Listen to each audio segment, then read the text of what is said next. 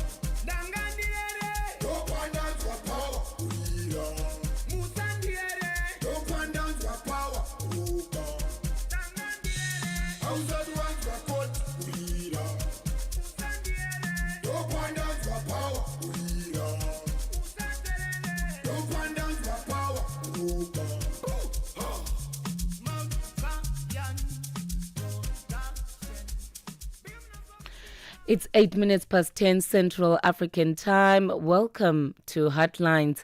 And no, it's not with Sheila Ndikumana today. It's with Nolo Matlaila. I'm holding the fort down for her. You may have heard about me holding down the fort on the other side of production, but I decided, you know what, it would be great to speak to our fellow Heartlines listeners behind the mic today. So thank you for joining us. If you've just joined us, thank you for choosing Channel Africa, where we continue to give you the African perspective. We do have an interesting show for you today. And of course, if you are an avid listener, you'd know that we kickstart the show with just a few highlights from the shows that we had today on Channel Africa. And then we get into our very interesting conversation of the day. Today, we're speaking to a lady who's known as a monetization expert. She is a philanthropist. She's an author as well as an educator, basically helping small businesses to get the funding they need I think more interestingly, which is what I'm looking forward to today, is to learn how she helps those entrepreneurs who have an idea and how to push the idea to a complete product, right? We can all have great ideas, but how do you work on the idea step by step until you get to the complete product? And if you're running a business, how do you get that idea of a business to a well-oiled machine? I'm pretty sure we can learn a thing or two. So yes, class will be in session at around 10:30, and we'll be having that conversation right into the second hour of the show. Now, let me just quickly observe protocol and let you know on where to get in touch with us. But before that, let me just inform you which songs you heard there that kickstarted the show. We did check out a song called Bawa by Jah Master. That is sounds from Zimbabwe. And kickstarting the show, we had a song called Ngihlanyiswa Nguwe. And those are sounds from Eswatini. That's how we do it right here on Channel Africa. We continue giving you the African perspective. Now, in case you need to get in touch with me throughout the show, well, you can catch us on our social media platforms just to find out who we're talking to. Drop your questions there, or your 2 cents worth commentary, whatever it is, on our social media handles. That is Channel Africa and the numeric 1. That's where you can find us on X, the former Twitter, Facebook, as well as Instagram, right? I believe it's the same handle for TikTok as well. And immediate communication, make it easier for yourself. You should be having this WhatsApp line on your immediate contacts by now, right? It's +27634069126. Same WhatsApp line you can literally use on every single show on Channel Africa if you want to be part of the conversation as well. Yes, you can catch us on a DSTV audio bouquet. We are at channel 802. OpenView, it's channel 628. And I do hope you've got those on lockdown. However, I should remind you that by now you should have the SABC Plus app on your phone. Really, it's free. You don't need to pay any subscription. And most importantly, you can get all the SABC shows, TV and radio in their various languages at your fingertips. So don't say we did not plug you right there, okay? Stick around. It's going to be an interesting show, but I just wanted to set the mood before we kickstart everything else. I just wanted to remind you, as today we're focusing on the pursuit of purpose and aligning with our calling. The purpose of life is to find your gift, and the meaning of life is to give it away. The two most important days in your life are the day you were born and the day you find out why.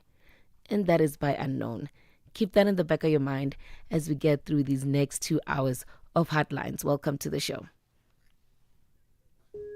Nkhanza zokhudza amuna ndi azimayi kapena kuti gender based violence GBV zikuononga mioyo komanso kuphwasula midzi. Zikuchitika m'manyumba, m'masukulu, malo ogwirira ntchito, ndipo kwambiri mwakachetechete. Koma sizikuyenera kupitirira. Mukazimva yankhulani. Ngati mwakhuzidwa, funani chithandizo. Chifukwa kusachita chilichonse sikuthandiza. Mverani kuma wireless onse 14 a SABC kuchokera lachitatu pa 23 mwezi uno wa Julai kuti mumve zokambirana, malangizo, masewero, zionetsero za maphunziro ndi mafunso okhuza nkhanza za amuna ndi azimayi ndi akatswiri, anthu opulumuka ku nkhanzazi, kukhazikitsa lamulo komanso dziko lonse lokhuzidwa ndi nkhanzazi. Zonsezi pa wireless yomwe mumayikonda ya SABC. Imbirani pa nambala 0800 428 428 kuti munene za nkhanzazi kapena kupeza chithandizo. Nkhanza zokhuza amuna ndi azimayi zimatha ndi inu. Uthenga ukufikani kuchokera ku SABC. Mzansi, this is more than just a game. It's a celebration of history. 30 years ago, the Springboks united our nation with that iconic Rugby World Cup victory, and now the mighty Boks are back. Don't miss South Africa versus Italy in the 30th anniversary commemoration match, which was on Saturday, the 12th of July at 4 p.m. Watch it live, SABC2, or stream it anywhere on SABC Plus app. Download the app today on your iPhone or your Android or your smart TV. Switch to stream. No subscription needed. SABC Sports, for the love of the game. Nighttime radio, just the way you like it. On Channel Africa, where the night comes alive.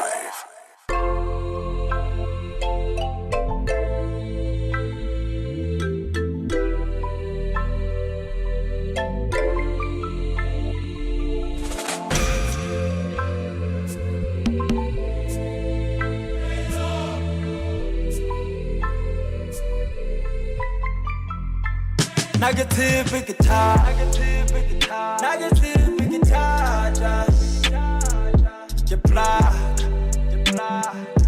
push him monkey can nanga chula. Negative guitar, negative guitar, je black,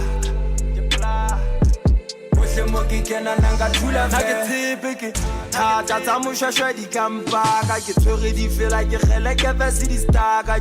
Gongwe ke tsa suba itse ke tlele mokaka ke phatswe ke ngaka tse thata melo tletse ditla tla sela Jericho ha iso ha una jab ya na haila jena ka re tla dia maraka ska ba matselenya monna ganwa ngele phako ke kupetse ke monna thata tento tsa sefako ke thata ke ba hlatsisa tsa ke metsi di kgeleke sa monna phamisa gaka ke rutse hantle o di matlogo sana ka la gaka eno tabo floga o jaaka sa lo sheba taba tsaka ke thata ke metse le sotho le freestata ke plaga ha ke tla ha bana ba ipata ke bothata ke nkane ba ba ho e fata flush ya me ntwanela pele phatsa ha ke hata ke thata negative guitar ke plaga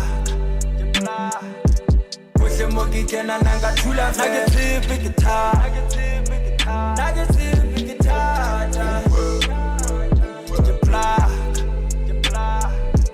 push monkey can nanga chula. Negative guitar, ke ba khana ka chofo bana ba kene fatsi ke ba jefa for sure ke binela tsa mafete maka o taitsa potang ke binela maselesele ha bo monang ga kotang le khale ke hlolwa setswingya molapo ke tla dula ke gantsa diphaka tsa ka tse marapo ke monna toropo mo sebisetswang ka lerato ke metse tsa botjhabela tsa mamosa le molapo ke thata ha ke ntwa o hlolwa le gane a ganda putswa le hetleng ke tse thutwe tla mola mo so maseka se ke tse bana ba gangwa ke sita tswana gapa bosibu thunya disangwa ke go ikate ke pholetse tla pele ke a di ke monna wa wisa mola munteng hola di tswere meke tsaka competition a ke bone mochesu ya makarabo fitoro wa bo motshone ke tha di fela le manoti na ke dutse ha ke le teng se fefa ha se gutse tsa esudi yena fela ha di butse se gonong tse hlabana ha di gutse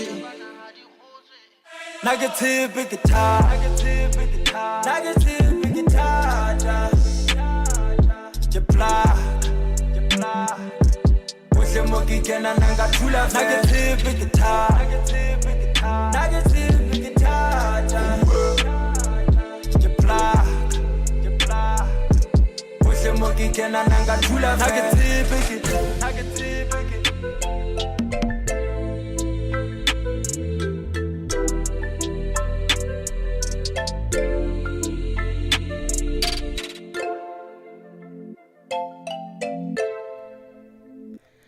And that one is by Ntate Stana. It's called Kitipi Gitada. He comes from the Mountain Kingdom. We call it Lesotho, okay? Just in case you did not know about it, as much as Donald Trump didn't know about it, okay? It is one of the only countries in Africa that gets snow in winter, so you better realize and recognize that. Right after this, we're going to be getting into our wrap-up of the day, but I just quickly wanted to rectify something quickly, in case you missed it in my previous announcement, that SABC Sports brings you Chasing the Sun, which is a powerful 5-part documentary series about the Springboks, telling the rousing tales of their path to redemption and ultimate World Cup glory in 2019. Tune in every Sunday at 7:30 p.m. on SABC2 for the highs, the heartaches, and the heroics that made rugby history. Stream each chapter on SABC Plus anytime, anywhere. No subscription needed. Don't miss Chasing the Sun this Sunday at 7:30 p.m. on SABC2. Be there when history shines. Get Channel Africa on DSTV Audio Bouquet. Channel 802.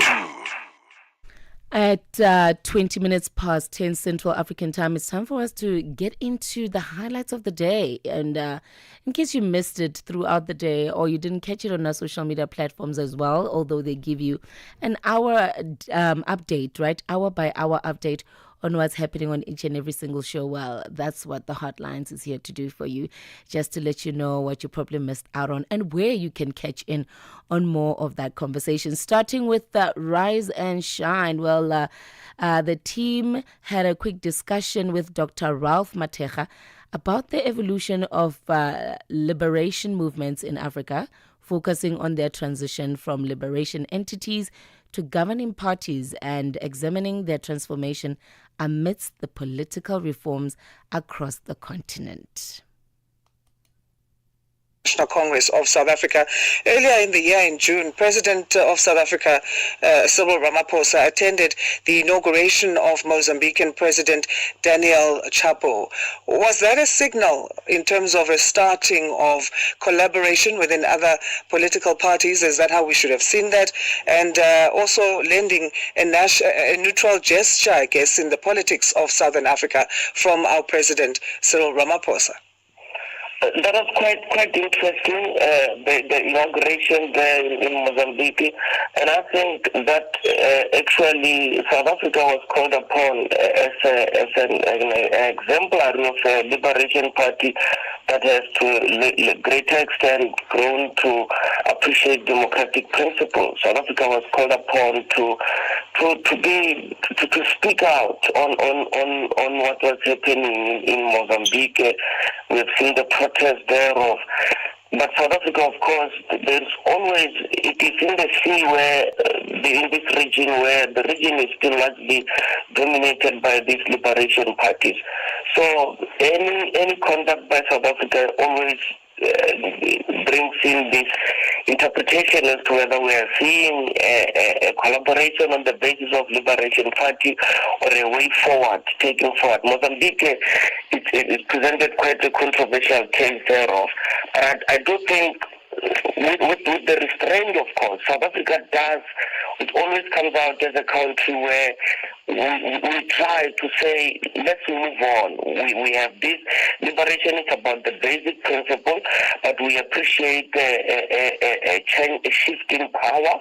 We appreciate the exchange of power, which is quite a difficult issue within countries that are dominated by liberation parties.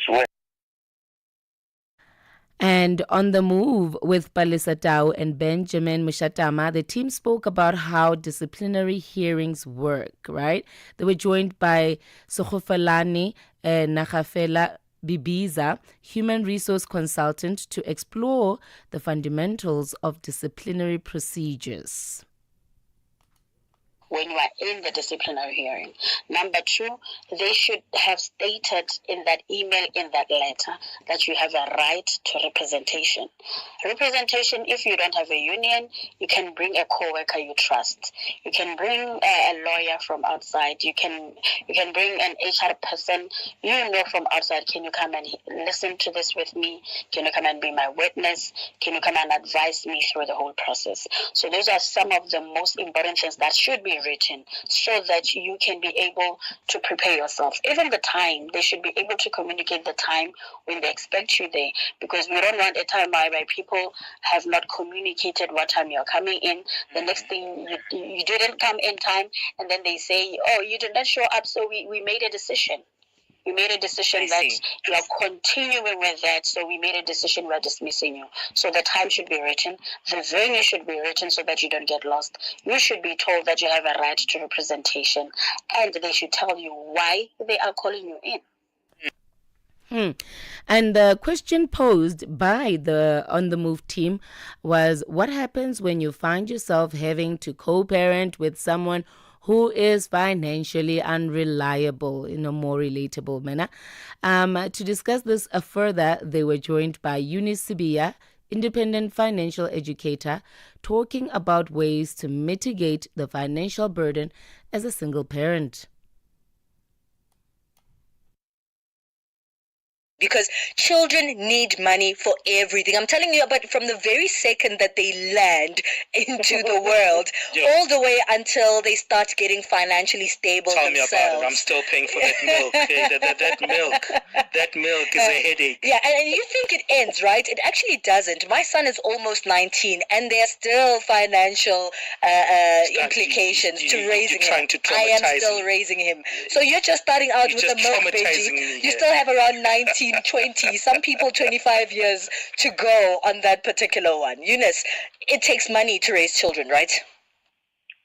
Those children are a lifetime commitment, whether you like it or not.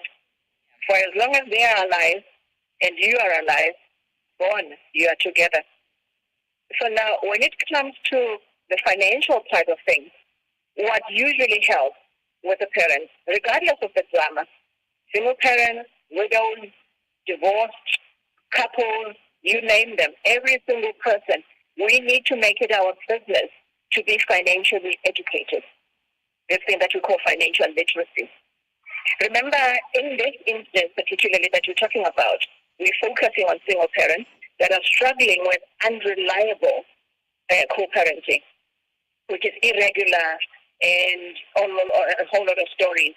So me, as the mother, I need to be stable, financially stable, in terms of discipline and the know-how.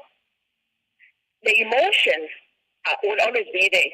However, if I have the know-how and a little bit of control and discipline, that takes away a whole deal of the pressure.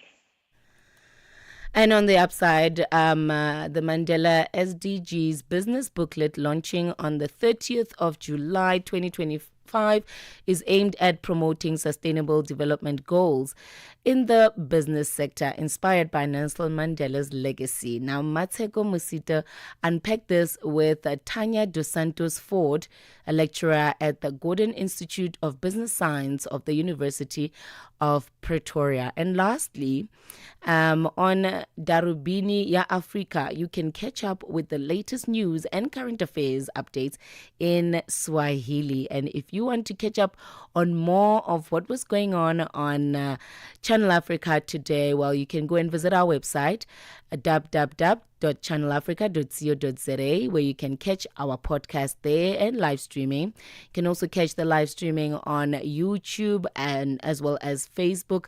Otherwise, everything else is on your fingertips on the SABC Plus app.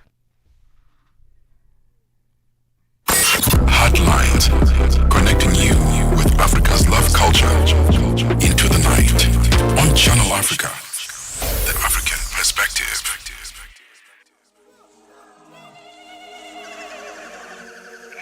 Breaking news. There has been a discovery of a very dangerous animal crossing the borders of South Africa. If you're anywhere in the Gauteng province, please, you are advised to stay at home and be safe.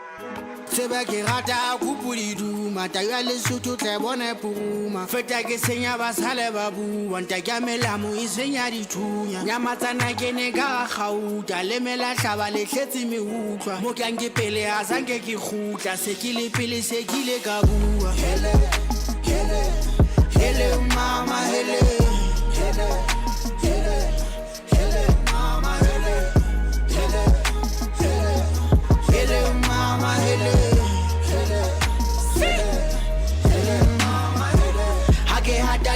la sekama bima go thatlang sekala gele ke thata bima le fatse o tsebe ba sa tlole mala ke batla zaga looking for money ya ka tla mo for ba pala sebe ke plaka bile ke nkane ya ke tloana ka gagala batho ba Gauteng dumela ntwana mo shweshwe ye bua rumile ke tshaba saeso ba itse ke batle setjoa batho ba Gauteng dumela ntwana mo shweshwe ye bua rumile ke tshaba saeso ba itse ke batle setjoa sebe ke rata kupulidu matayo le sutu tle bone puma feta ke senya basale babu wanta ke melamu isenya dithunya nyamatsana ke ne ka gauta le mela hlaba le tletse me utlwa mo ke nke pele a sanke ke gutla se ke le pele se ke le ka bua hele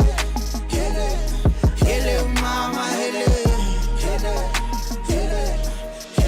mama hele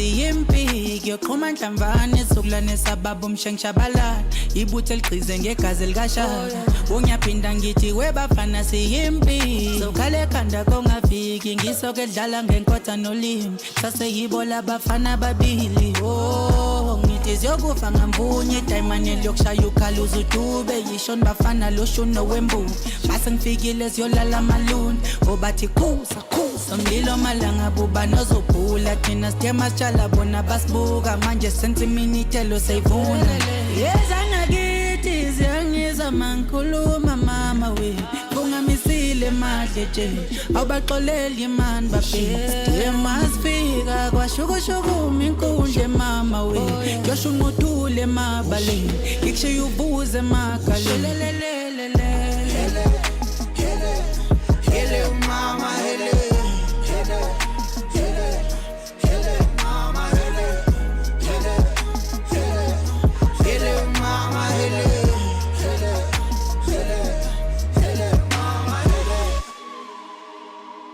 ngene sentini ngembatata sathatha itrap usayiphendula isibaya wengozoshuni ngigeza izandla ibimbo lakho umkondo kashaka mina ngigagu ngiphuma lesansi uzama ukungithinta nensimbi yabelungizo khala kathathu beka amajati so number 1 imbube sibaba semkhulweni obabumshengu sekiye emaduneni mangifaka isiphandla ngisitathekime phela mina imbuzo enquma deme inkundla sikhela ngentelezi mangifaka isiphandla ngisitathekime phela mina imbuzo enquma deme inkundla sikhela ngentelezi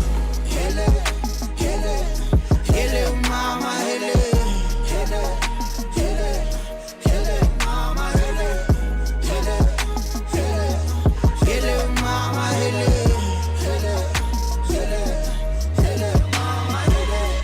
seba ke rata kupuridu mata ya lesotho tla bona puma feta ke senya basale babu wanta ke melamo isenya dithunya nyamatsana ke ne ka gauta le mela hlaba le tletse meutlwa mo ke nge pele a sange ke khutla se ke le pele se ke le ka bua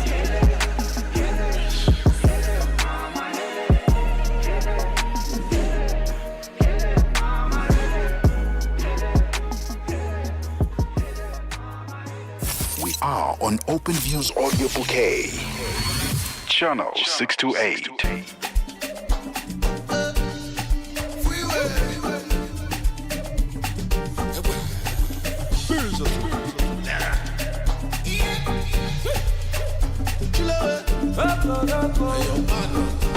Mr. Flea. Adeshi, go tell them. Adeshi, Papi Chulo, Adeshi, stand like a Tuso, Adeshi. Yeah, me now pounds and dollar, yeah.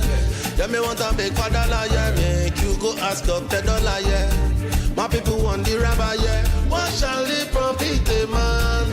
If the rabbi not there, and the timbalaba not there, and you cannot do okay, do.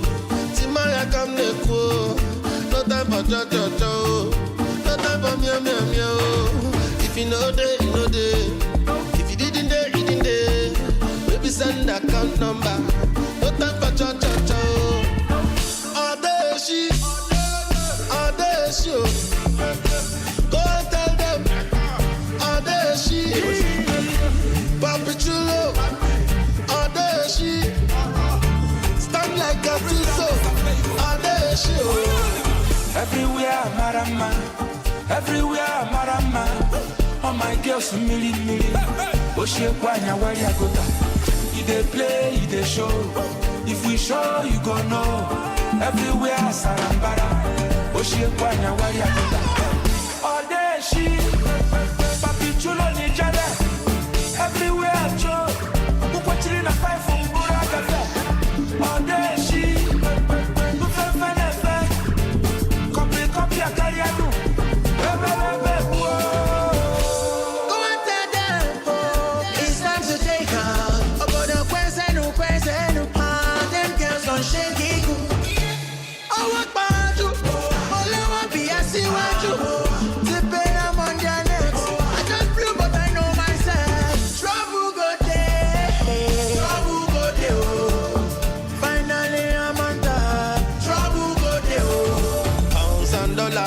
$1, yeah. Yeah, me want to make $1, yeah. Make you go ask up $10, yeah. My people want the rubber, yeah. What shall it profit a man if the rubber no day and the timbalaba no day and you cannot do okay? Yoko. What she for we side? Yoko. Timaya flavor, yeah. What she for we side? Known for mixing Caribbean music with Afrobeats. That one is by Timaya. It's called Odeshi, and he's featuring Flavor on that one alongside Alpha, Young Alpha. And before that, we played you Dumelang by Malome Vector featuring Black Diamond, sounds from the African continent. It is 36 minutes past 10, and it is time for us to get straight into our first conversation of the day. Today we're speaking to quite a dynamic individual. We did attempt to speak to her last week, but technical difficulties, rain, and you name it. Live production is very unpredictable, but nonetheless, we have her here today, and she is a well-known entrepreneur. As a matter of fact, she's called Hetty, the Entrepreneur, award-winning monetization expert, author, as well as an educator. There's a lot under her accolades, hence why I mentioned award-winning. Once you win an award, we don't call you by just your name. It's just like once you get that DR in front of your name, we call you doctor, professor, the honorable. So she's the award-winning entrepreneur. She's got a lot to teach us today, hence why I said class is in session. I prepared you ahead of this to grab your pen and paper, especially if you are an aspiring business owner or you've started something but you seem to have glitches here and there. But most importantly, I think as a woman, taking from yet another woman who's gone through the trenches herself, she could teach us a thing or two on how to be self-sustainable financially. And so I think it's the best time to be having this conversation with her. I don't want to waste any more time. I want to just get straight into it. Hetty, welcome to the show. Thank you so much. I'm very happy to be here and looking forward to the conversation. Yes, and thank you so much for making time for us and looking pretty for that matter at this time of the night. Most people would opt for a gown, but here you are. Thank you so much. Yeah, so Hetty, I've been quite curious since I first came across, what you do. I think the first thing I would like to then find out from you is what would you say the difference is between a monetization coach as yourself and a money coach, because there seems to be these new titles coming up. A couple of people call themselves money coach. So what would you say the difference is? I would say the biggest difference is that a money coach kind of helps you in dealing with your relationship with money. That's where a money coach would come in. They might even help you to kind of like balance your finances, etc. However, with monetization is the act of making money. So it doesn't have to be the act of investing or saving money, but rather making money from the activities that you do. Okay. So if, for example, you're running a business, you want that business to be monetizable. You want it to be profitable. If you've got a personal brand, you want it to be monetizable. So monetization is really the act of making money through the activities that you do. I see. And so how did you come about being a monetization expert? Is there some qualifications you had to attain first, or was it a matter of self-experience over time? It's actually a combination of the two. So from a self-experience perspective, I've ran multiple businesses. And I would often get people that would come to me and say, Hetty, please can you mentor me? Please can you coach me? I'm also in business, but it's not being profitable. Yeah. And so I realized that one of the biggest gaps for entrepreneurs is actually reaching that profitability line. Because some people have got a great service, they've got a great great product, but if nobody knows that it exists and if they're not able to make money from it, then their businesses suffer.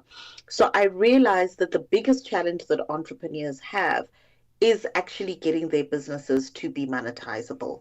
Then over and above that, I also then went further to rely not only on my own personal experience, which is quite expansive, but to also back it up. So I am an internationally trained monetization coach. Okay. And I wanted to actually back up my knowledge also with the relevant qualifications so that it's a well-rounded expertise that I am then giving through to clients. Wow. Okay. It's good to know that there's qualifications backing it up there, because like I mentioned earlier on, I've come across individuals on social media posing as, money coaches, right? And then you thinking, okay, maybe I need to rectify my relationship with money, even if it's not business related and it's personal, And Yes. I remember I reached out to one, and the first thing I was told is, oh, you need to meet me at a river at 5 a.m. in the morning. I'm like, what is happening? I've heard of that. No, I've heard of that. I've heard of money coaches that are cleansing people at rivers and all kinds of things. Yeah. Yeah. Okay, so you see, I think the biggest challenge with the coaching industry is that it is largely unregulated. So a person can become a coach overnight without the necessary coaching certification. Yeah. And so that is what really makes it quite difficult, because it makes it hard for people to do their due diligence to really suss out, who is legitimate that's out there, especially within the online space. Of course. All right. So Hetty, now that we've established what you do, I don't know, according to you, would you like to first tell us about the campaign that you were running within the month of July, and just to find out about the success of it? I've been quite curious. So before we enter into, the meat on the bone, I just quickly want to find out from you, how was the success of the Build a Business, Build a Nation campaign, where monetization agency was giving away 5,000, I believe, every week throughout the month of July to support small businesses across South Africa. How did that go, and where have you gone? Which places in South Africa have you gone? Any success stories you can share with us there? Absolutely. It's been extremely well. Nelson Mandela Month is a month that really asks of us to kind of almost lay ourselves to the ground and really be of service and to give to others. Yeah. And within the entrepreneurship space, I've seen a massive need for funding, big and small. And often at times, especially for small businesses, we just need a little break just to be able to pay rent, to be able to pay stock, to be able to pay salaries, etc. And we thought, what if we give 5,000 Rand a week to deserving entrepreneurs who are doing amazing work, who are making a sustainable impact also within society? It's a way of validating and also saying we see you. So we ran this campaign on social media. People could fill out their details, and I can share our winner, for example, last week, Tendani Hlongwane. She is such a lovely young lady, and she is in the youth recruitment space. And what she does is she offers free career coaching to the youth to help them on their career path, to help them choose their relevant career, and also to help them with workplace readiness, from CV revamping to professionalism training, etc. And all of these workshops that she's been running are 100% self-funded. Wow. And so we knew that, listen, if we could just give her 5,000 Rand, that can eliminate at least the costs for the next workshop. We know that this isn't an amount that's going to solve the world's problems, but sometimes we just need that tiny little boost. And really, small businesses move from one small boost to the next small boost to the next small boost until you're eventually able to stand on your feet. And so this is really a campaign that we're so proud of. And it's been interesting just looking at the different people that applied. And obviously we couldn't select everyone, but it was just so heartwarming to see the diverse businesses that are out there and just the incredible work that the various entrepreneurs are doing. That's interesting. Talking about the diverse applicants, what was your criteria of choice when picking a winner? So first and foremost, it needed to be a business that is operational. We wanted to really give it to people that are already operating in their business. They've passed the idea phase and they're actually doing work in the community. We also wanted to give it to businesses that have a clear goal for what they would actually use the money for. There's some people that had urgent needs. For example, I need to buy stock, I need to pay electricity, I need to pay salaries, I need to pay rent, etc. Because you want to give it to somebody for whom it's actually going to make a material difference. Yeah. And then we also looked at businesses that are actually making an impact in society.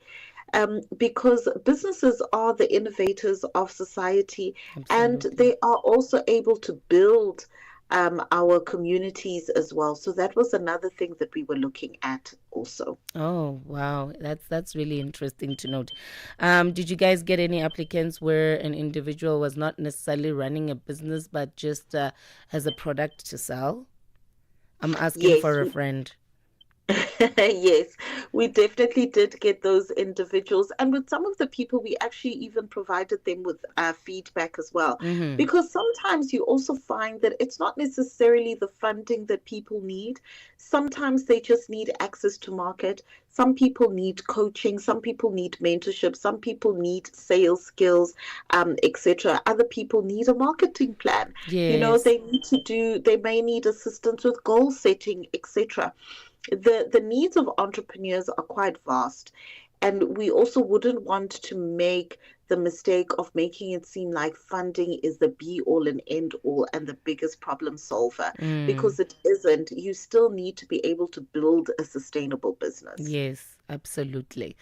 Okay, so aside from the Build a Nation, Build a Business campaign, what else does the monetization agency that you founded deal with? Are there any skills development there?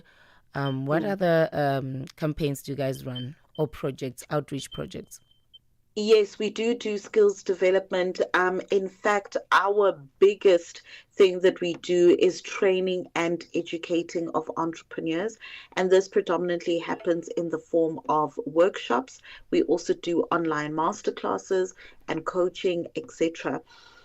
We often partner with corporate organizations in order to execute on these workshops. This allows for different entrepreneurs all across South Africa to be able to access this valuable information for free as well. So in the work that we do need corporate backing. We do need corporates to be able to say, hey, we see what you're doing and we want to be able to support you. This is from an SME development standpoint. It's from an enterprise and supply development standpoint, etc., and even from a business development standpoint. So that is really the core and the crux of the work that we do. Beautiful. And I'm pretty sure that before the end of this, you would be giving us details on how to reach out to you. Absolutely, yes. All right. I prefer you to keep it until then. Reason being, I do want to make sure that we have our listeners still with us right through, because I feel like this is information one would have to pay for, and we're getting it for free right now. So if you'd like to drop in your question and maybe you have some commentary, how about you drop it on our +27634069126. That's our WhatsApp line. +27634069126. We are in talks with Haiti, the entrepreneur, and that's exactly where you'll find her and how you'll find her on social media spaces. Just that, HETTY, the entrepreneur, and you can find her on Instagram and basically all the other social media platforms. So Haiti, when I did a little bit of a research on you, you've been you've been quoted saying that, on multiple occasions, saying that personal development intertwines with entrepreneurship. Can you just unpack that for us? Like, what do you mean? Yes, 100%. Often at times we separate the business owner from the business. But the reality is that a business is actually an extension of the business owner. So in as much as we are trying to grow these businesses into big sustainable businesses, in order for our businesses to grow, we must first develop ourselves. Our businesses cannot mature beyond our level of maturity. Our businesses cannot grow beyond our level of growth. So as an entrepreneur, it is very, very important that we also grow ourselves so that we can become the type of leaders that can actually lead organizations in the direction that we wanted to grow. And this comes through personal development. It also comes through self-mastery. It comes through the books that we read, the podcasts that we listen to, the people that we associate with, etc. So as we grow and develop, we are then able to take those skills and knowledge that we have acquired, and it is able to then be reflected in our businesses. It's reflected in our decision making, it's reflected in our leadership skills, and it is reflected in our ability to direct our teams in a particular direction. So 100% I would say that personal development is linked to your business growth, and you cannot become a successful entrepreneur without personal development. Yeah, that's a bit intense because, one has this booming light bulb moment and has this great business idea. And, in the midst of excitement, they want to implement it right away. Would you say that maybe if the person is not developed in those particular areas that you mentioned, maybe they should wait a little bit, work on themselves? And also, how would one realize that maybe I'm not ready to implement this business idea? Maybe I'm not ready to start this SME. Maybe I need to work on a few skills. For example, something as typical as punctuality, right? Yeah. Definitely. I think one of the tricks is also to acknowledge that there is not necessarily a finish line.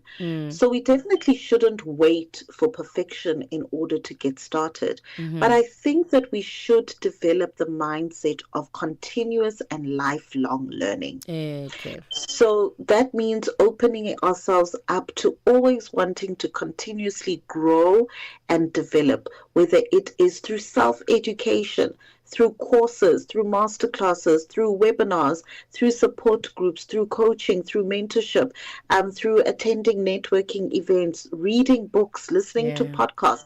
Because even mentorship comes in different ways. It's not only one-on-one. I've been mentored by authors that I've never ever met through what they have taught in the pages of their books.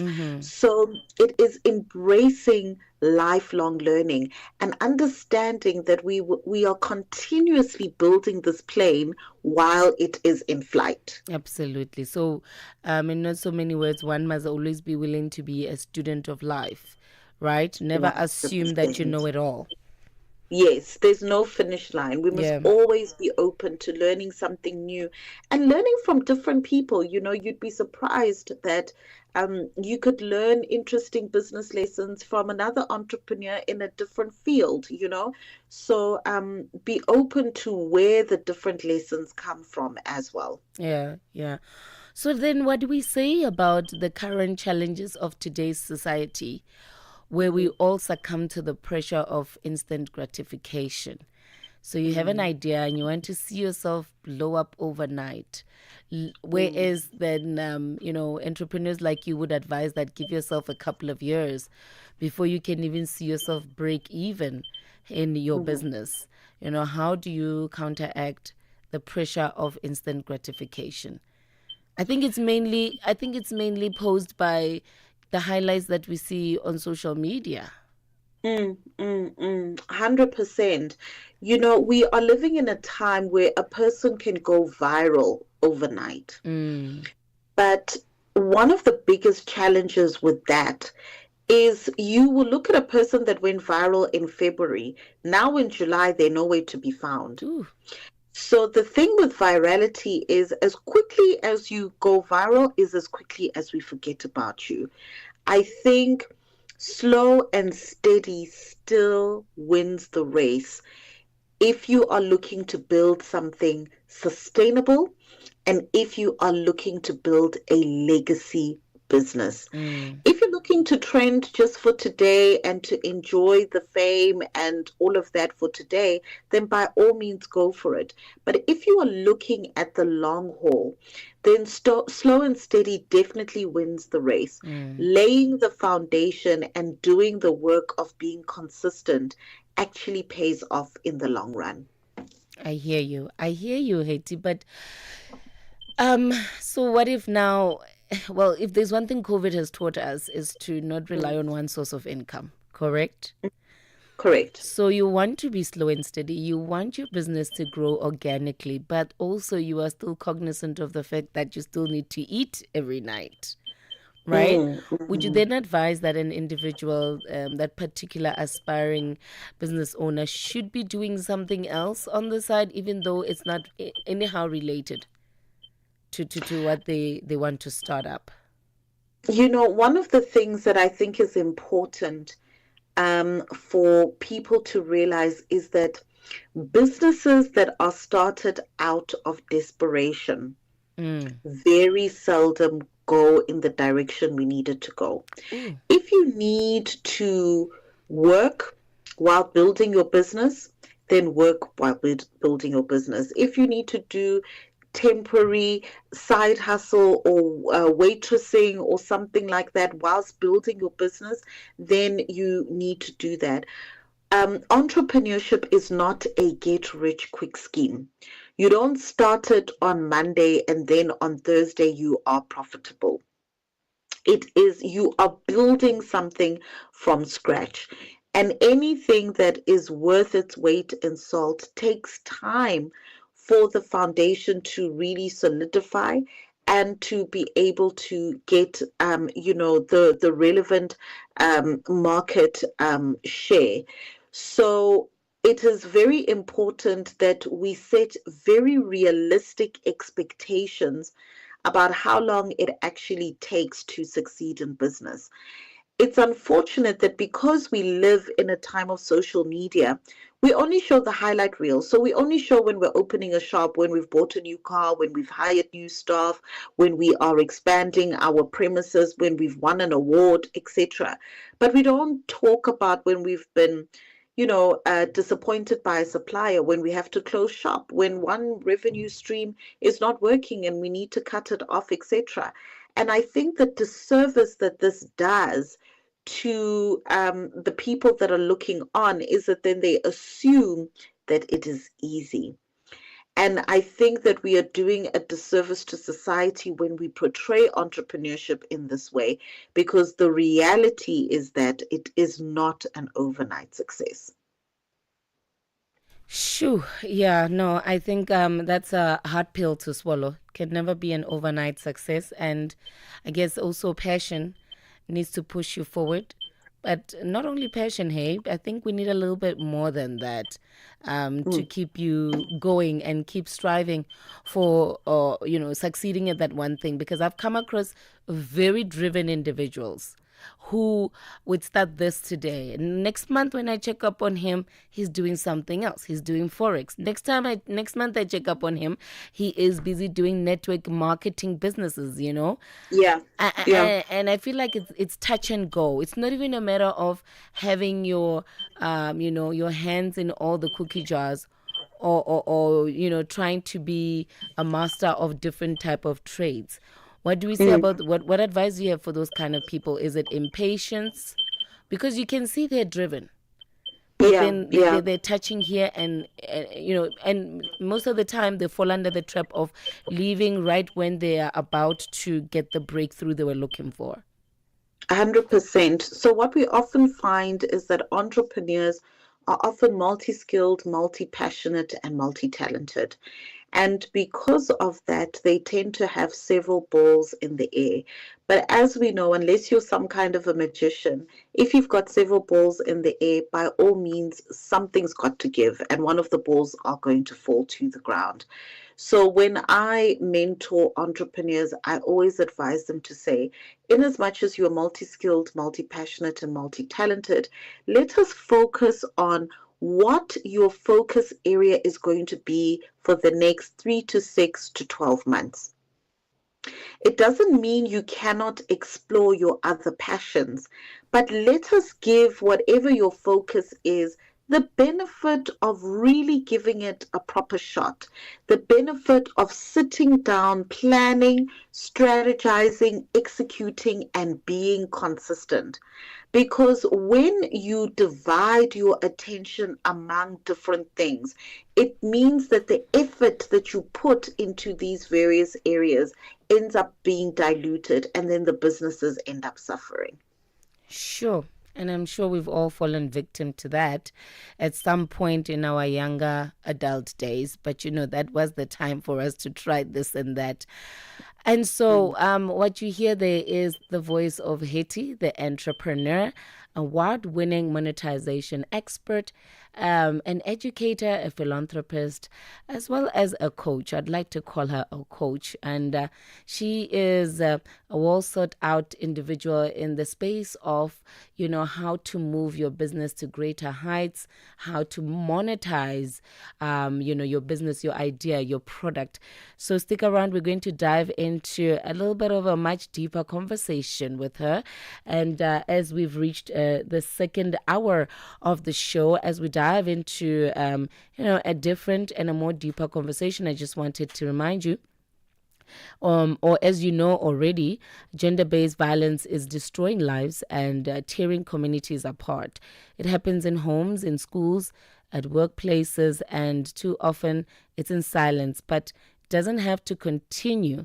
If you see it, speak out. If you are hurting, reach out, because doing nothing is definitely not an option. Listen to all 19 SABC radio stations where you can get hard talks, discussions, advice, drama, educational shows, and interviews around GBV with experts, with survivors, with lawmakers, and a whole country affected by gender-based violence, all on your favorite SABC radio stations. Call 0800 428 428 to report abuse or get help. GBV, it ends with you. This is a message from the SABC. And with that said, Haiti, I think what I wanted to specifically discuss with you today as a woman in business, and obviously you've gone through your own hurdles here and there. One of the most common reasons why individuals never leave an abusive relationship is usually in the case of finances, right? There are many other reasons that could stop an individual to leave a toxic, abusive relationship. But in most cases, you'd find that if they do leave, they no longer have that financial muscle backing them up. They are no longer provisioned for the lifestyles that they were used to, and so they tolerate whatever lifestyle they're in or the conditions they're living under. So I then used to ask the question, why is it that women don't maybe take the time? And I say women because I'm speaking from the experience of a female. Why isn't it that they'll take time to maybe empower themselves financially during the marriage? Or is it the comfort of knowing that I'm taken care of, not knowing what will happen in the future? What advice do you have for females who are probably stuck in a relationship that is no longer conducive, it's no longer healthy, it's destructive, and probably causing some sort of psychological damage on the children? But then the main reason for not leaving is financial stability. Well, financial stability is definitely one of the primary reasons why people stay in less than favorable circumstances. Mm-hmm. That is why it is so important for us to be able to make our own money, no matter how big or how small it is. some people are 1,000 rand away from just their emancipation and freedom, because then it could secure them a place to stay, it could give them a meal to eat, and just a safe dwelling for the night or for the month. And so that is why I think it is so important to talk about this topic of monetization, because it is also inculcating within us the belief system that we are able to make money, and normalizing money conversations.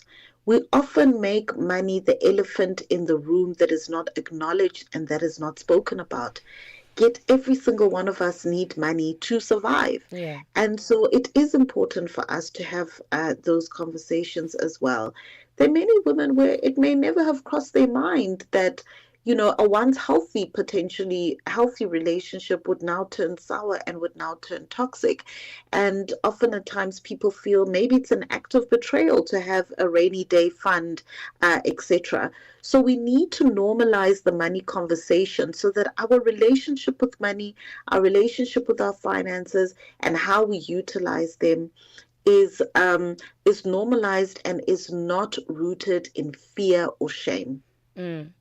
Financial literacy, basically. 100%. Now, where do you get that? Where do we get that?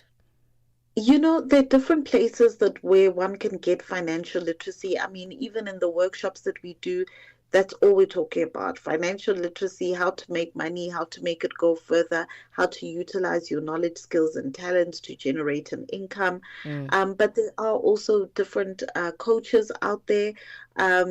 Financial institutions are also mandated to actually train and educate the general public about financial literacy as well. So if you are with any of the, you know, major banks, go to your bank and say, listen, I need help with financial literacy. I need help with managing my money. I want to put a little bit of money aside. How do I go about this? What type of account should I be putting it into? What type of interest will it earn me, etc.? So I think we need to take an active role in taking ownership over our personal finances. A lot of times it's easier said than done. There is an element of stepping out of your comfort zone and into your courage zone, where you are brave to ask the questions that you may have been afraid to ask in the past. Stepping out of the comfort zone. I want to tap on that a bit, because with the couple of GBV victims or survivors I've worked with in the past, is that it's the difficult part is, okay, you've got children, you're used to a certain lifestyle, and you know very well that once you move out of this, you are going to be inconvenienced. Your life is going to probably have to downgrade, because as much as we've got the justice system to assist us, those processes take some time as well, right? So I remember hearing one speaker who said, I was willing to inconvenience myself. And at the same time, although I did not invest in education, I did not invest in any skills development, but I needed to find a way of being self-reliant. In the meantime, while I was waiting for, you know, the justice system to assist me. And she said she looked at her hands and she said, I needed to figure out what can I do with what I have where I am. Correct? So then what I want to ask you is, say, for example, this lady, all she knows is to braid hair. How do you monetize that? Like, how do you make sure you can actually grow it into a business as well? I want you to actually assist us in thinking outside of the box, because somebody would just say, okay, go around to salons and look for a job. But then how do you break the shell that has been around you and think outside of the box and think like an entrepreneur and monetize on, okay, I am good at braiding hair. I've always been good. How can I use this to not only sustain me, but to grow it into something sustainable? I often say that as entrepreneurs, we need to learn the skill of visibility. Getting as many people to know about your product or your service as possible. And there are many free organic strategies that you can use for that. First and foremost, tell us about your business. Tell us without us having to ask you. We need to get comfortable telling people about our business, to say, hey, tell your neighbor, hey, I braid hair. I would love to do your hair at month end. Hey, don't you want your hair braided? Do you know somebody who might want to have their hair braided? Please ask them to please refer them to me, etc. We must be the number one evangelists for our own business. You need to shout it from the rooftop. If you're standing in a queue at Pick and Pay, tell the person in front of you that you braid hair. Then you want to look at avenues where your potential customer is, and you want to place yourself in front of your potential customer. So if you think that your potential customer goes to church every Sunday, you need to be advertising on church notice boards. If you think your potential customer takes the taxi to work, to and from work, you need to be advertising at taxi ranks. If you think that, your potential customer is on social media, you need to be advertising on social media. So if you think your potential customer communicates with people on WhatsApp, you need to be putting it on your WhatsApp status. You need to be advertising in WhatsApp groups. If you think your potential customers on Facebook, you need to go inside those Facebook forums, etc. So you need to think, where is my potential customer? And how can I put myself in front of them so that they can know that I exist, see the value that I offer, and they can give me their money? Okay. I mean, it's simply put. I just wonder if it's can be simply, executed rather. But it sounds simple to me. Go where your potential customer is. Go where your potential customer is. You'd be shocked at how many people have an amazing, fantastic product or service, but they're waiting for their customer to fall onto their lap or fall onto their windscreen while they're in traffic. If you do not tell us about your business, we are not going to know you exist. So, and it's true, it is much easier said than done. You need to be strategic. You need to have a game plan. Monday I'm doing this, Tuesday I'm doing that, Wednesday I'm resting, Thursday I'm doing this, Friday I'm doing that. Because if you are not intentional about the execution, that's where you get dribbled the most. Powerful. Be intentional about the execution. So now, Haiti, just like we spoke about the challenges of instant gratification into, to today's entrepreneur because of what they see being advertised to them or what they see on social media spaces or TV or the visuals that they come across on a daily. What I want us to tackle now in relation to a woman that is trying to, who just escaped an abusive relationship and she's trying to survive. What would you say then in relation to the what would people say syndrome? As soon as they decide to leave and they're willing to be inconvenienced, leave their comfort zone, how would you then advise them to deal with the what would people say syndrome? Who are these people and what have they done for you? Honestly, who are these people? What have they done for you? Are they paying your rent? Are they putting petrol in your car? Sometimes we really need to put some of these things into perspective. Now, look, I don't want to minimize it because our thoughts, our insecurities, our fears are very real. And sometimes they paralyze us into inaction. But sometimes when we really look at the worst case scenario, we realize that what we fear is the fear itself more than the actual outcome. So what if people talk about you? And, it's actually quite interesting to discover that people are not looking at us as much as we think they are, hey? People have their own problems. But family members are. Those are the biggest talkers. It's true, but I've also realized it's the people that are doing the least that are talking the most. Is that really the best use of your time to be entertaining that? How better could you be utilizing your time? I'm a huge advocate for entrepreneurs prioritizing their mental health. If something is not good for you, you need to remove yourself from that situation because it also has a ripple effect into your business as well. We cannot run businesses that are well if we are not well. And it goes back to the personal development. 100%. Work on yourself first. Okay. And then I wanted to then find out from you then, Haiti, what advice do you have for women who are trying to, not dominate, but trying to cement their name in a male-dominated industry? What challenges have you seen women facing in that kind of a scenario? What advice do you have for them?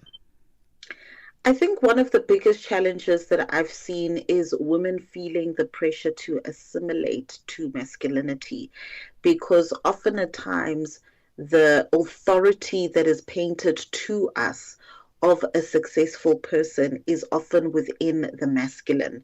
But what I would actually recommend is for women to really double down into their femininity and what makes them unique. The world doesn't need more of the same. Yeah. The world needs your uniqueness, your unique perspective, your unique lived experience, your unique gifts and talent, because it provides a different perspective. It adds flavor to what has otherwise been bland. And so I would actually say it is in our differentness that our strength and power actually lies, and that we should rather leverage and hone into that as opposed to assimilating to what has clearly not worked over the years. Absolutely.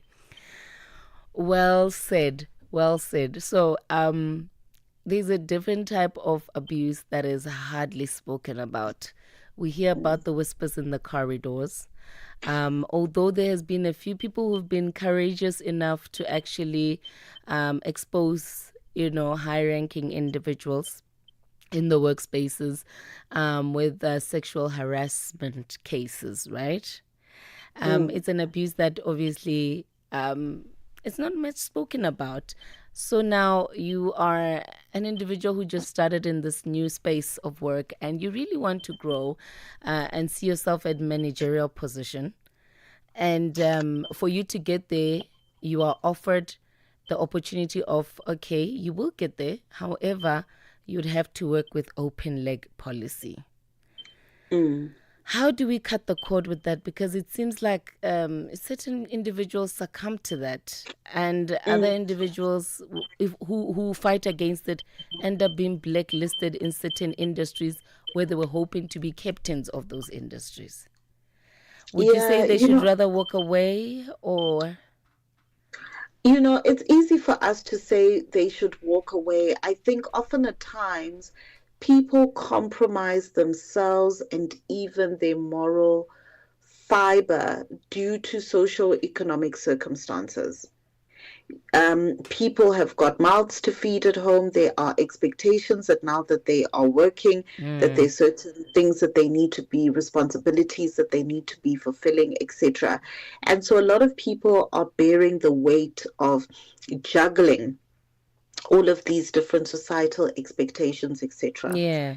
The reality is that whether you are building a business or you are building a career, it comes at a cost. Yeah. The cost may not be an open leg policy. The cost could be your peace of mind. The cost could be long working hours. The cost could be your boundaries being violated. The cost could be at the expense of spending time with your family, etc. There is always a cost to some of these things. So you need to then decide for yourself, what is the cost that you are willing to pay, and what is the cost that you are not willing to pay? And only you can be the one to actually decide that. And what is the cost that is going to make you sleep at night the most peacefully? I've heard a saying that says, if you have morals, you'll make money very late. But yeah, I hear that a lot. But you have a very good point there. You must just be willing to see which cost. There's a cost to everything. So just be willing to see which cost you're willing to do. Basically, it's the notion of choose your battles, and sometimes you have to lose the war to win the battle, or vice versa. Definitely. Okay, Haiti, so there's a couple of questions here for you that came through on our WhatsApp. And before we let you go, I'd like to have you're dropping a couple of nuggets of wisdom there. So I know that you're going to drop some more here. We've got our pens and papers ready. The first question from Mark. Mark says, okay, I was reading the wrong one. Okay, Mark says, how do you move a project from ideation to completion? What is the recipe to finally see a well-oiled machine? Sure. To be honest with you, Mark, it's quite a broad answer to this, because it's like asking how long is a piece of string. Ideation to completion is very dependent on the complexities of the project. It is dependent on the industry. It is dependent on the market situation on the ground, etc. One thing that I can tell you is that if you want to move from idea to completion, you need to have a plan. You cannot approach business, your career, or life haphazardly. If you approach it haphazardly, it will give you haphazard results. You cannot say, I'm going with the flow, I'm winging it, I'm gigging it, and that sort of thing. Yeah. If you really want to have a specific outcome, it is always good to begin with the end in mind. What is the final outcome that I am looking to accomplish? And then work your way backwards. So your final outcome could be, I want to employ 50 new people. I want to have 100 new customers. I want to generate X amount of revenue. Great. So now you have identified what the final goal is. Now you are able to work your way backwards from that goal. That means, how many emails do I need to send? How many cold calls do I need to make? How much advertising do I need to do? How many content pieces do I need to post? How many telephone calls do I need to make to help me to reach that ultimate goal? So beginning with the end in mind is a good way to start, because it helps you to establish the final goal and then work yourself backwards and answer the question, what do I need to do in the long term, medium term, and short term? What do I need to do tomorrow, this week, this month to edge me closer to that goal? I don't think that's the job that everybody's willing to do, especially if you're a creative mind, and all that you mentioned there sounds like admin. Would you suggest an individual gets a team to assist them with that admin, or do you think it's better they do it on their own, because they then become part of every single part of their business or the product that they're trying to put together? I'm not against building teams. I think teams are good, especially when you get proper experts to in their roles of specialization, because there's knowledge that they're going to bring to the table that you may not necessarily have. Yeah. We are not the knowers of everything. However, having a team does not absolve you of responsibility or taking an interest in what the team is doing. It doesn't mean that you can just step back and do the sexy work that you enjoy. If anything, there's more that is required of you, because now we have leadership skills that come into question, managerial styles that come into question. There's actually a lot more that is required of you. At some point, we need to make peace with the fact that if we are going to build these successful businesses, it means that we are not going to do the sexy work every day. There may be a season where we need to do the unsexy work in order to build the business to where we need it to go. The unsexy work, is that the admin? That's the admin. And that's getting down in the trenches and putting your boots on, basically. Yes, that is the unglamorous work. Yeah. Okay. Yeah. Thank you so much for that input, Haiti. The second question here is, how do you monetize your social media following? I'm not sure who sent that. It's just the number. How do you monetize your social media following? I guess the individual is talking about if you have a huge social media following, but it's not really bringing in any funds. There are different ways to monetize your social media following. First of all, you can offer your audience a product or a service. Especially if you've built a loyal fan base and if you have built a community that you've nurtured over time, that community then would be interested in buying products or services that you have to offer. You can monetize your community through different offerings, digital products, physical products. You can monetize your audience through brand deals. So it really is a question of understanding, why is your audience following you? What do you offer to your audience that they are willing to pay for? And then figuring out how much to package it, price it, and then to sell it to them. That, in essence, is the best way to be able to monetize your audience.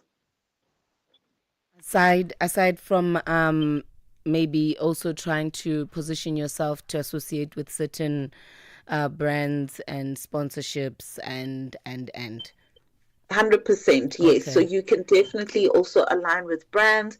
Those would now be third party. You can certainly do that as well. Okay, all right. And then the last question, this one is me asking for a friend. So you get a product, you've gone through the necessary processes, the legalities, the logistics, and you have this particular product, and when it's ready, okay, you even go as far as getting pre-orders, you advertised it, but then when it's time for it to sell, it's not selling, right? And where would you say an individual got stuck there?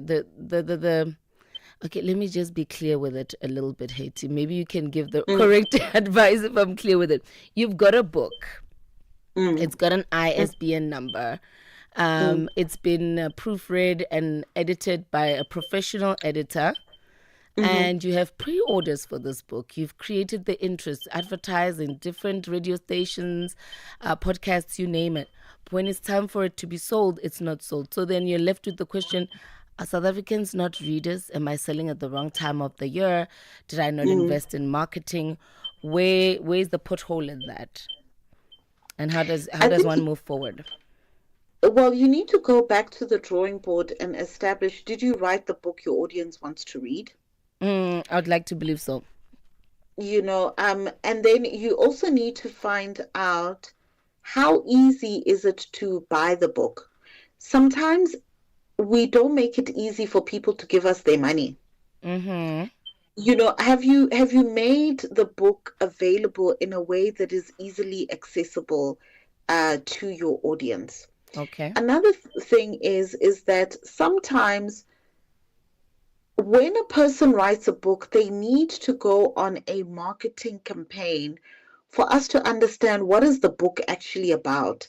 Maybe you've released a book and we don't understand what it's about, especially people who do fancy titles where the title and what's actually in the book don't even correlate with each other. So there's an element of confusion that's there. A book must always come with a marketing strategy and a monetization strategy.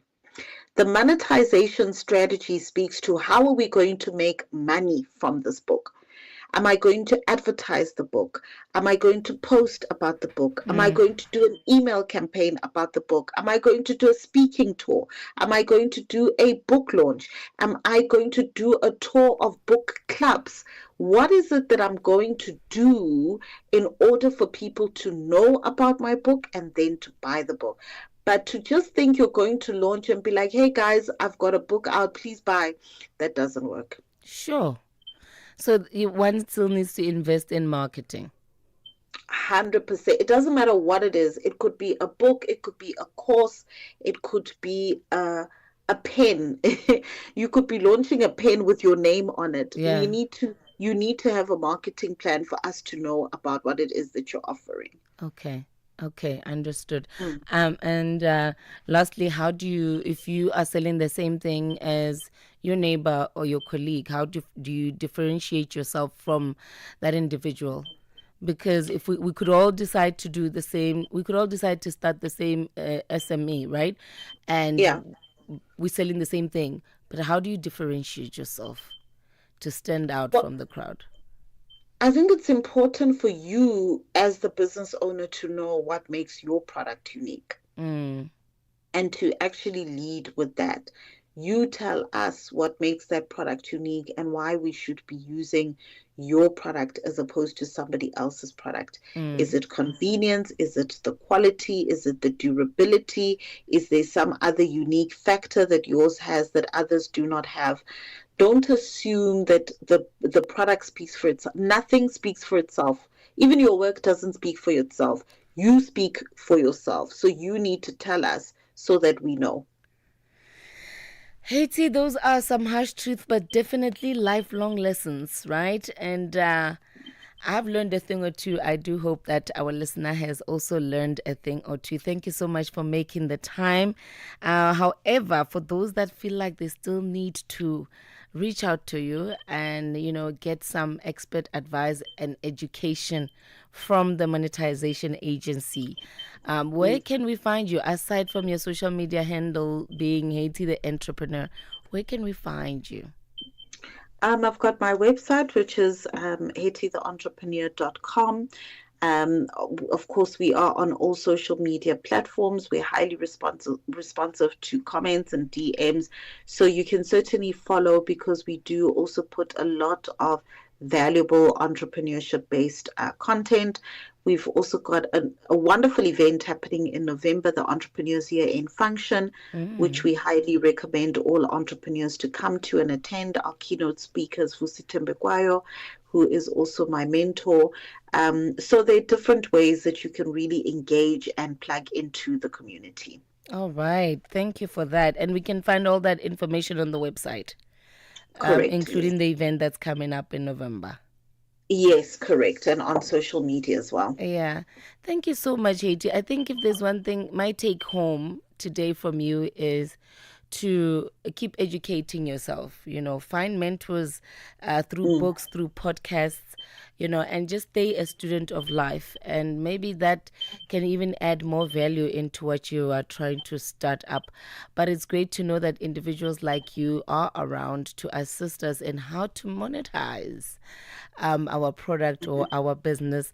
And it is possible because we've seen people like you do it. Continue doing the great work that you do, you and your team. We're hoping to still have you here on Channel Africa on certain business panel discussions in the near future. Awesome. That would be wonderful. Thank you so much. All right. Enjoy your evening. Thank you. Bye, everybody. And that was the voice of Haiti the Entrepreneur. I don't know about you, but those were some really hard pills to swallow, especially if you don't come from the school of business and you come from the school of creatives. But it's very necessary to learn both, so that you can also build something sustainable in the future. If you do need to find out more about where to reach out to her, just make sure that you visit our social media platforms, which is Channel Africa and the numeric 1. There you will get all her information, her handles, and the website, so that you can also do your research and be a student in her monetization agency. Stick around. On the other side of this, we're going to be wrapping up this conversation and getting in touch with Morris. 9 to 12 midday Central African Time. On the Move with Balisa Tau and Benjamin Mushatami. Should influencers be expected to be impactful in society? If there is a social or societal conversation that goes up, should we be waiting eagerly to hear what the influencers have to say? They are more than just entertainers. They are thought leaders to some certain degree. They influence culture. They influence people's thought processes. They set trends. They shape opinions of people. And the sad reality is, although a lot of them don't want to accept it, I think we're getting better with them realizing that embarking in that journey and in that space comes with a certain level of responsibility. I see it differently in that, professionals are really good at their job, but there is an optionality that they might have to use the position that they hold in society to be able to deliver a message. This year you made the example of actors and actresses. So the same could apply to a sportsman.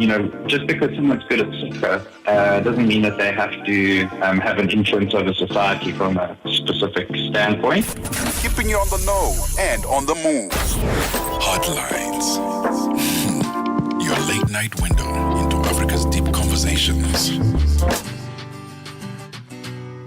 When a good girl gone bad, what you gonna do?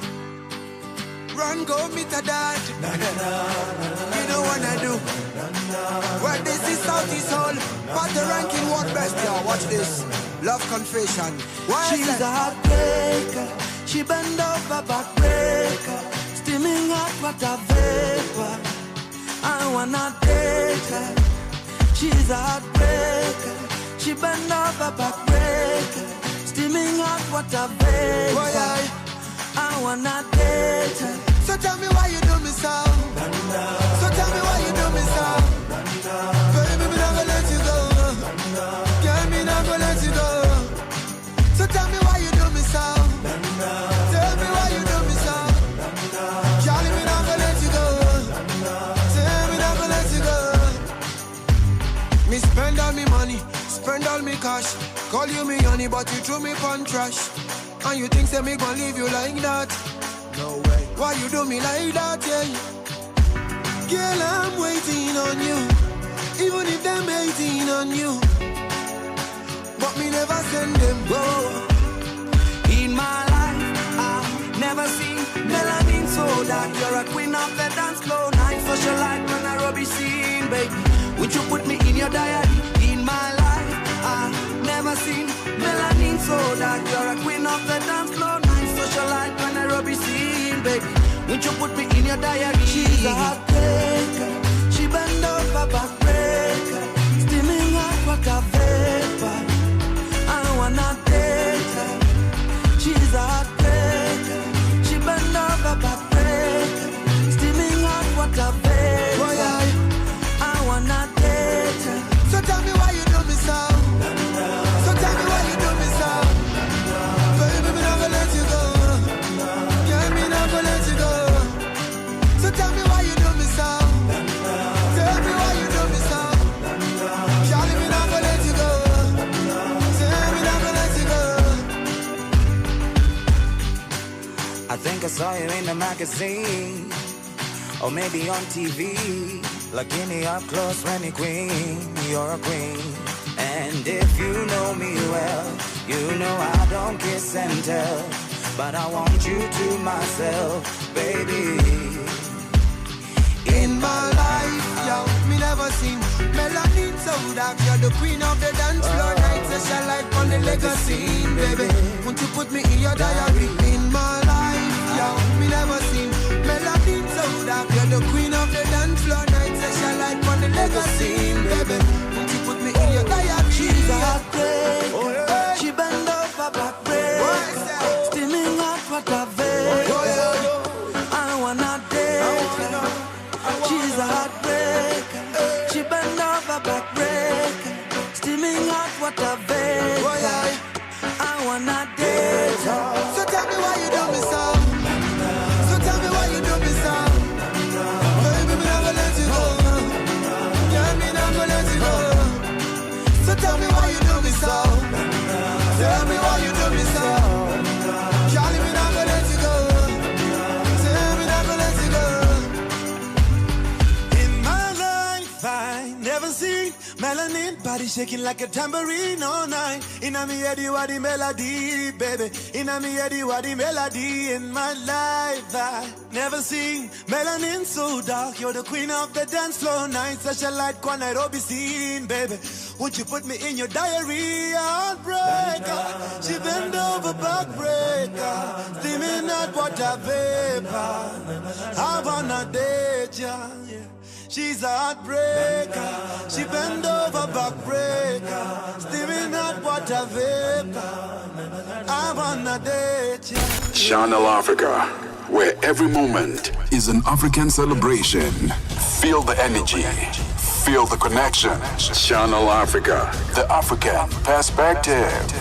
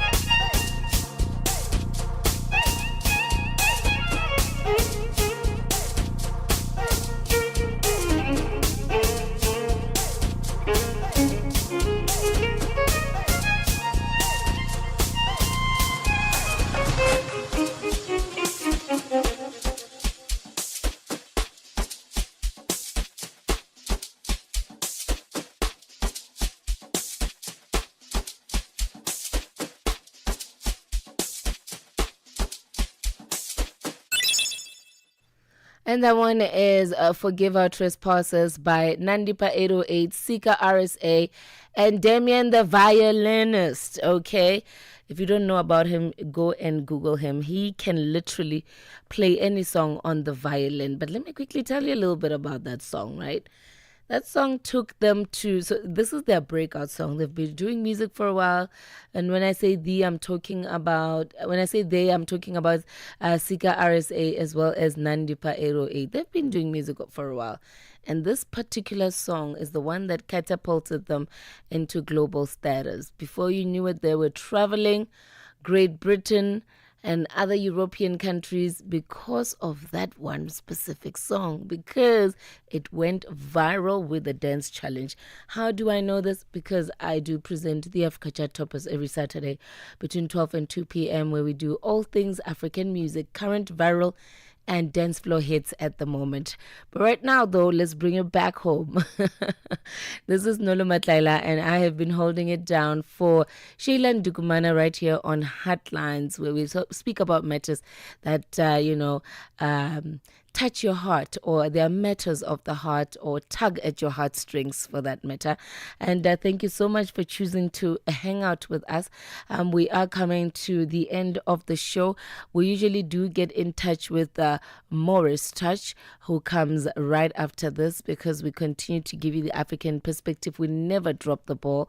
And I'm just trying to find him on the other line. However, I just wanted to quickly recap on what we discussed today. You know, we were speaking to a monetization coach, and she gave us a few nuggets of wisdom, lessons that we can place, in our business strategies. And also, we just found out that whenever you feel stuck in whatever idea, business plan, or in your SME, however big or small as it may be, we do have individuals that you can reach out to that can give you tools, strategies, manuals on how to navigate the business ecosystem, especially if you do not come from that school. So reach out to them.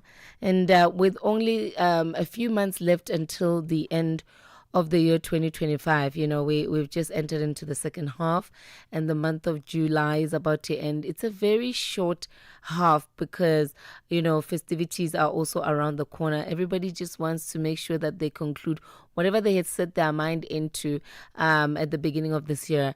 And, it can build up some sort of an anxiety.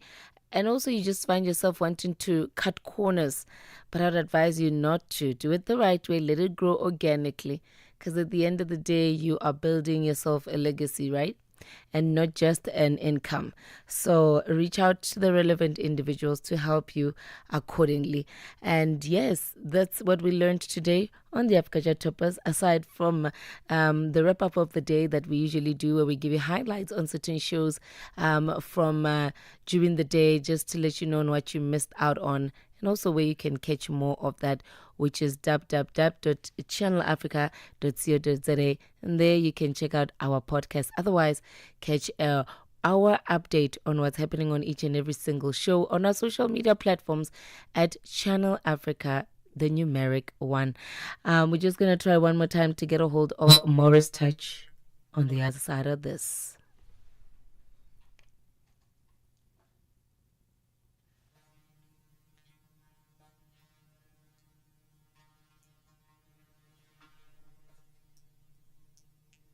Get Channel Africa on DSTV Audio Bouquet. Channel 802.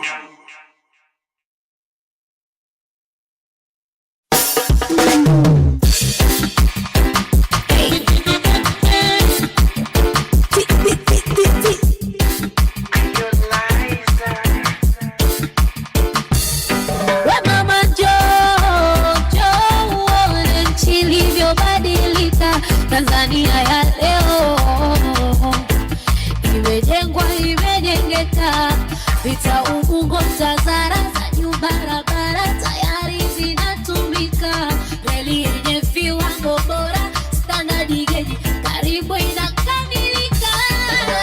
Tanzania ya sasa mama, ai mama, ya Magufuli mama, ai mama, inawakawaka mama, ai mama, inapendeza sana. Tanzania ya sasa mama, ai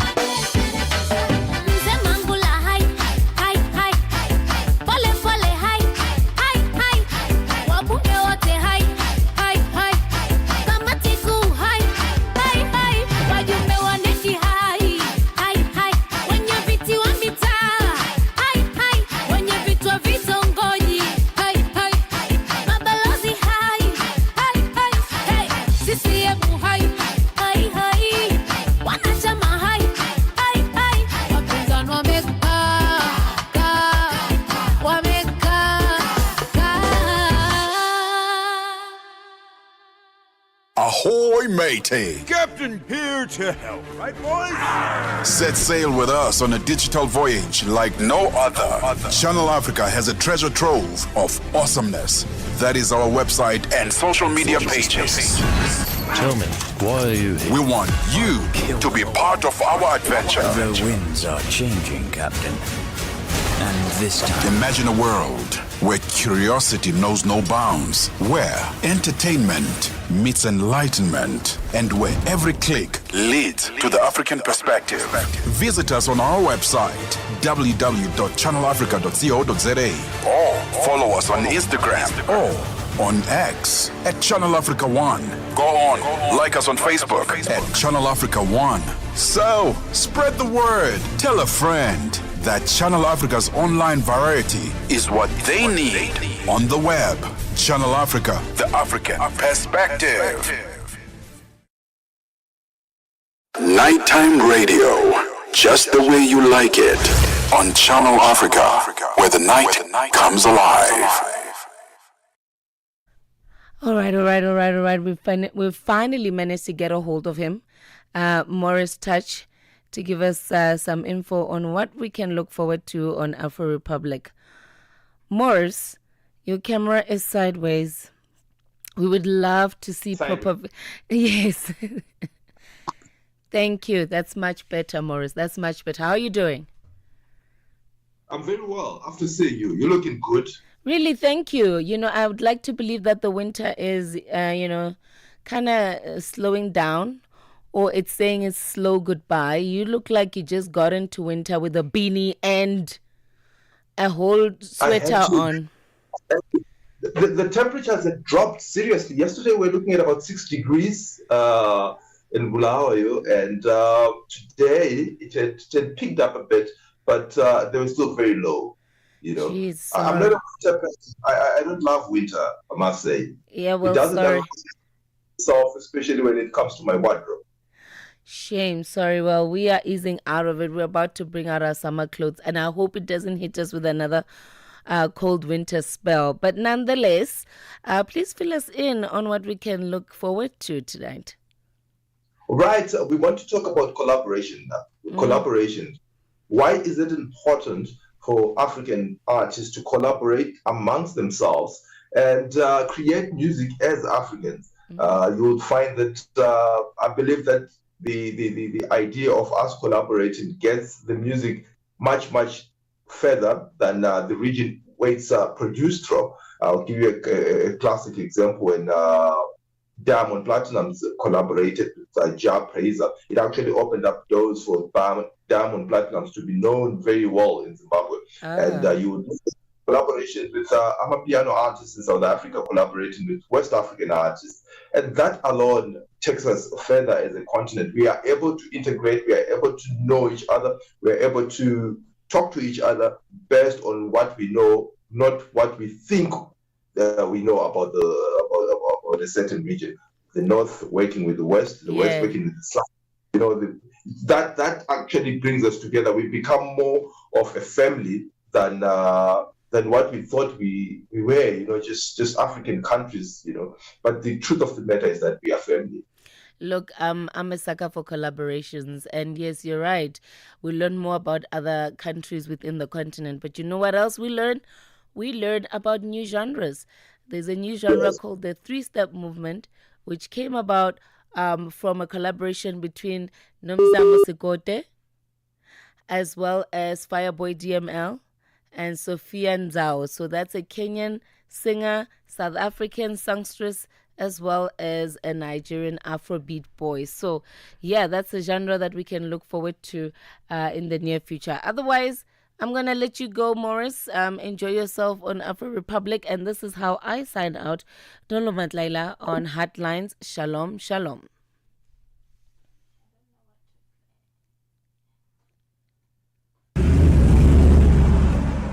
Ukati chavani